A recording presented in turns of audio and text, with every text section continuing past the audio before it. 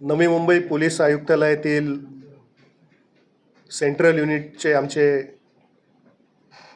Crime पी.आय. Sunil Shinde, त्यांचे सहाय्यक police आयुक्त श्रीयुत लांडगे साहेब, आमच्या ए.सी.पी. प्रेरणा कट्टे मॅडम यांनी त्यांना मिळालेल्या गोपनीय माहितीनुसार सलग 2 दिवस छापामारी केली।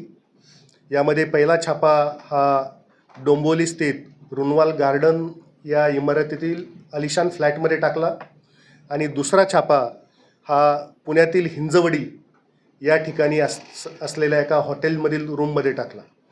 या दोन्ही ठिकाणी पहिल्या ठिकाणी आपल्याला 6 आरोपी मिळालेले आहेत आणि दुसऱ्या ठिकाणी 6 असे एकूण 12 आरोपी मिळालेले आहेत। यांच्याकडे आपण तपास केला असता या 12 आरोपींकडून आत्तापर्यंत 52 मोबाईल, 7 लॅपटॉप, 99 डेबिट कार्ड्स, 64 बँकांचे पासबुक आणि एक टाटा सफारी या ठिकाणी जप्त करण्यात आली आहे।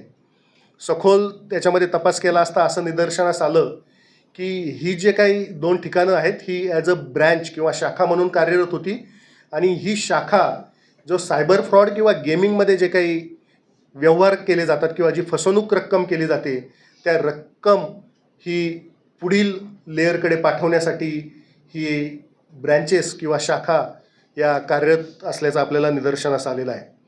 या तपासामध्ये आत्तापर्यंत 886 बँक अकाउंट्स याच्यामध्ये आपण शोधलेली आहेत आणि फ्रीज केलेली आहे। नॅशनल NCCRP पोर्टलमध्ये आपण तपासली असता याच्यामध्ये 393 कंप्लेंटमधली ही 886 बँक खाती आपल्याला असल्याचं दिसून आलेलं आहे आणि या 393 कंप्लेंट्समध्ये आत्तापर्यंत 83,97,48,278 रुपयाचा लोकांची फसवणूक झाल्याचं आपल्याला यामध्ये निष्पन्न झालेलं आहे। आत्तापर्यंतच्या तपासामध्ये एकूण 12 आरोपी या ठिकाणी ताब्यात घेतलेले आहेत।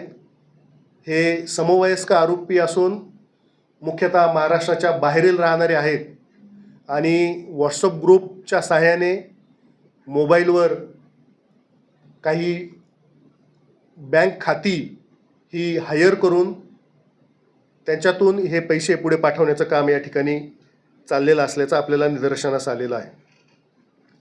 हा सर्व जो काही तपास आहे हा तपास माननीय पोलीस आयुक्त श्रीयुत मिलिंद भारंबे साहेब, सहपोलीस आयुक्त, अप्पर पोलीस आयुक्त यांच्या मार्गदर्शनाखाली आमच्या क्राईम ब्रँचने हा यशस्वीपणे केलेला आहे। माझ्या चॅनलला सबस्क्राईब करा आणि बेल आयकॉन दाबा।